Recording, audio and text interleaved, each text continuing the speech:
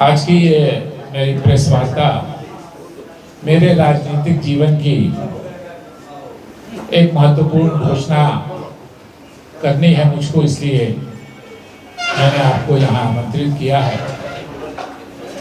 मैंने फैसला किया है कि अब जीवन में मैं कभी लोकसभा या विधानसभा का चुनाव नहीं लड़ूंगा।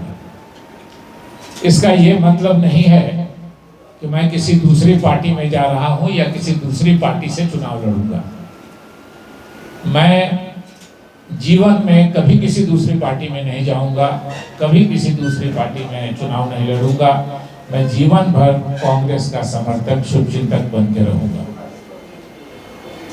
और ये फैसला मेरा आज का नहीं है, ये फैसला मैंने 2020 में ही लिया था। आप लोगों में से बहुत से लोगों को याद होगा कि 2019 में मैं निर्दलीय चुनाव लड़ा था। मधुबनी लोकसभा की सीट हमारे गठबंधन के उस समय के साथी वीआईपी पार्टी को चली गई थी, उनके उम्मीदवार लड़े थे, मैं विरोध में लड़ा था। लेकिन उसके बाद पार्टी ने मेरे खिलाफ एक्शन भी लिया था, फिर पार्टी ने मुझको रीइंस्टेट भी किया, सस्पेंशन खत्म हुआ। लेकिन ये फैसला उस समय में नहीं था। मैं चाहता था मैं रहूं, और मैं हूं कांग्रेस में, मैं रहूंगा कांग्रेस में। लेकिन 2020 का जब विधानसभा का चुनाव आया तो गठबंधन में आपस में कुछ मतभेद हुआ और वीआईपी पार्टी निकल के उस गठबंधन से बाहर आ गई। और वीआईपी पार्टी के जो अध्यक्ष हैं मुकेश सहनी जी, उन्होंने पत्रकार सम्मेलन किया उसके दूसरे या तीसरे दिन, और उन्होंने पत्रकार सम्मेलन में खुल के कहा कि 2019 की लोकसभा के इलेक्शन में जो सीट मुझको दी गई थी, मेरी पार्टी को दी गई थी, यानी वीआईपी पार्टी को दी गई थी, वो मुझको जबरदस्ती दी गई थी। मैंने वो सीट मांगी भी नहीं थी। मेरे पास उस सीट को लड़ाने वाला कोई उम्मीदवार भी नहीं था लड़ने वाला। वो सीट डॉक्टर शकील अहमद की थी, उनको लड़ना चाहिए था।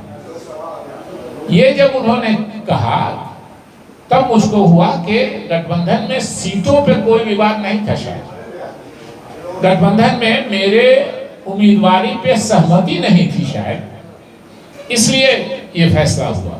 और उसकी वजह से मैं अपनी पार्टी का आभारी हूं कि पार्टी ने 4 मरतबा गठबंधन से जब शुरू हुआ है, जब से, तो 4 मरतबा कांग्रेस लड़ी है। चारों मरतबा पार्टी ने मुझको अपना उम्मीदवार बनाया था। तो ये सब जानते थे कि अगर कांग्रेस को ये सीट मिलेगी तो शकील अहमद को मिल जाएगी।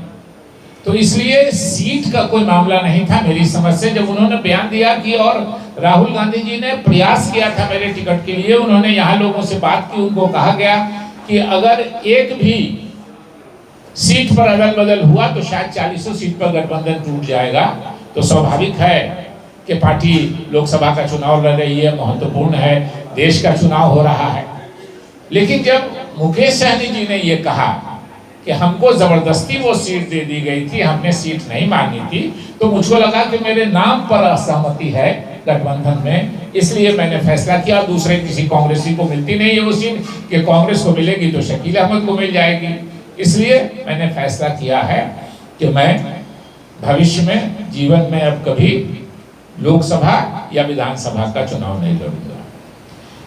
मैंने इससे अपने जो हमारे राष्ट्र के अध्यक्ष हैं खड़गे साहब, उनको मैंने पत्र से अवगत करा दिया है। उसकी कॉपी हमारे जो प्रदेश के अध्यक्ष हैं अखिलेश जी, उनको भी दी है।